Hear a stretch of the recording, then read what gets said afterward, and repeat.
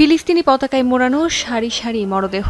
গাজা সিটির সাবরা এলাকায় ইতিহাসের অন্যতম বৃহৎ গণজানাজা। প্রায় ৩ বছর আগে ইসরায়েলি হামলায় ধ্বংস হয়েছিল গোটা একটি বংশ। একসাথে প্রাণ হারিয়েছিল আবু শ্রেইয়া ও আল হুসাইনার বর্ধিত পরিবারের ৩ শতাধিক স্বজন। হামলার এতদিন পর ভবনের ধ্বংসস্তূপ থেকে উদ্ধার করা হয়েছে ১১২ জনের মরদেহ। মঙ্গলবার একসাথে দাফন করা হয় মরদেহগুলো। ২০২৩ সালের ২২ নভেম্বরের সেই হামলার মুহূর্তেই পুরো পরিবারকে হারিয়েছিলেন লারা আবু শ্রেইয়া।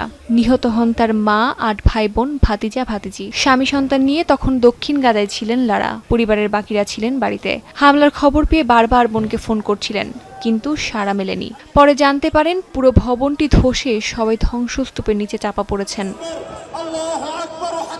এখনো শোক কাটিয়ে উঠতে পারেনি লারা। চোখ বন্ধ করলেই ভেসে ওঠে মা, ভাই বোন, স্বজনদের মুখ। গণদাফনের আগের রাতে এক ফোঁটা ঘুমোতে পারেননি। নিজেকে প্রস্তুত করছিলেন প্রিয়জনদের শেষ বিদায় জানানোর জন্য।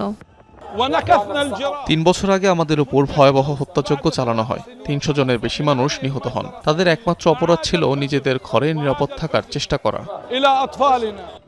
যুদ্ধ চলাকালে মরদেহ উদ্ধার সম্ভব হয়নি। ৩ বছর ধরে স্বজনরা অপেক্ষা করছেন অন্তত প্রিয় মানুষটির কবরটুকু যেন দিতে পারেন। সম্প্রতি সীমিত সরঞ্জাম নিয়ে টানা ১৭ দিন অভিযানের পর ধ্বংসস্তূপ থেকে উদ্ধার করা হয় মরদেহগুলো।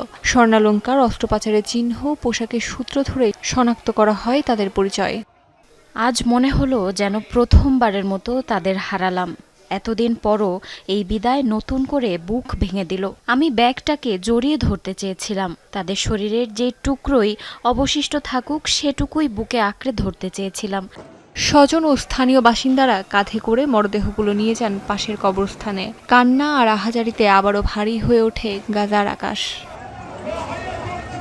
গাজার সিভিল ডিফেন্স জানিয়েছে, গাজা উপত্যকায় ধ্বংসস্তূপের নিচে চাপা পড়ে আছে ৮,০০০-এর বেশি মরদেহ। তবে ভারী যন্ত্রপাতির অভাবে খুব ধীর গতিতে চলছে উদ্ধার কাজ। অস্মিতা বিশ্বাস, যমুনা নিউজ।